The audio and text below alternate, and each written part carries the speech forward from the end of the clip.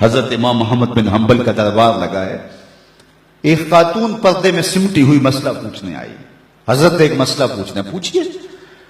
کہا کہ میں سوت کاٹتی ہوں، دن کو بھی کاٹتی ہوں اور رات کو بھی. جب چاندنی راتیں ہوتی ہیں تو میں رات کو سوت کاٹتی ہوں، لیکن دن کا سوت اور رات کا سوت الگ الگ ہوتا ہے.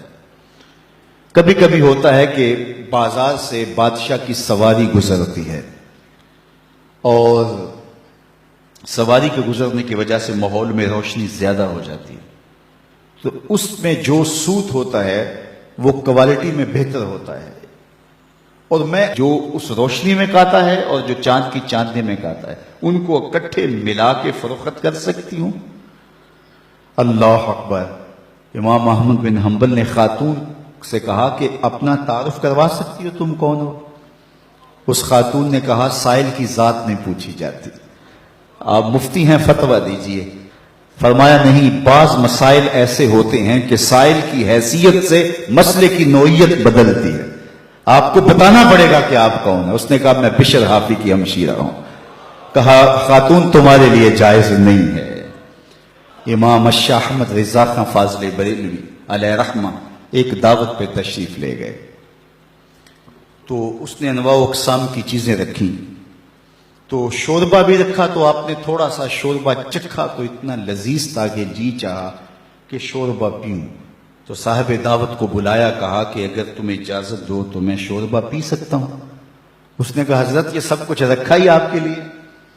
کہا نہیں، شوربے کا عرف معقول ہے، مشروب نہیں. شوربہ کھایا جاتا ہے، پیا نہیں جاتا، اس کا عرف معقول ہے، مشروب نہیں. تم نے شوربہ تیار کیا ہے کھانے کے لیے، سالن کے طور پہ، اور اگر میں پی لوں اور میرے دیکھا دیکھی باقی بھی پینے لگے تو شوربہ تو ایک جھٹکا بھی نہیں لے گا اور تمہیں شرمندگی ہوگی. اس لیے میں اگر پینا چاہتا ہوں تو میں آپ سے اجازت لینے کا پابند ہوں، اس لیے کہ میں عرف سے ہٹنے لگا ہوں. اور ہم سب کچھ ہڑپ کیے جا رہے ہیں، اور ہم صوفی ہوتے ہیں، ہم غوث زماں ہوتے ہیں. آج کل ہر آستانے پہ غوث زماں ہوتا ہے، ہر آستانے پہ قطب زماں ہوتا ہے. کبھی صدیوں بعد کوئی غوث آیا کرتا تھا. اللہ اکبر. کیسا طوفان بدتمیزی مچا ہوا ہے اور کیسے القابات کی بے توقیری ہو رہی ہے. ہر لئی میں رازدار دین چھپے. اقبال نے کہا ہر کمینہ دین کا رازدان بن کے بیٹھ گیا ہوا ہے. تو یہ ہے ہمارے بزرگوں کی احتیاطیں، یہ طریقت کا مزاج ہے. علامہ اقبال نے ایک جگہ لکھا ہے کہ جب تصوف فلسفہ بننا چاہتا ہے تو فقیر کی روح اس سے بغاوت کرتی ہے، اور اگر تصوف رہے تو کون تصوف کا ماننے والا نہیں ہوگا. آج گلی گلی جو صوفیاء اور اولیاء اور تصوف کے خلاف لوگ بولتے ہیں، انہوں نے جو تصوف دیکھا ہے انہیں بولنا چاہیے. اگر حاتم السم کا تصور پیش کیا جائے، اگر احمد بن حنبل کا تصوف پیش کیا جائے، اگر اعلی حضرت کا تصوف پیش کیا جائے تو وہ کہیں گے اس تصوف پہ تو ہماری جان بھی قربان.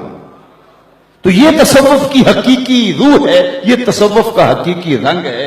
لوگوں کو اذیت میں مبتلا نہ کیا جائے، لوگوں کو تکلیف میں مبتلا نہ کیا جائے، لوگوں کو راحت پہنچائی جائے.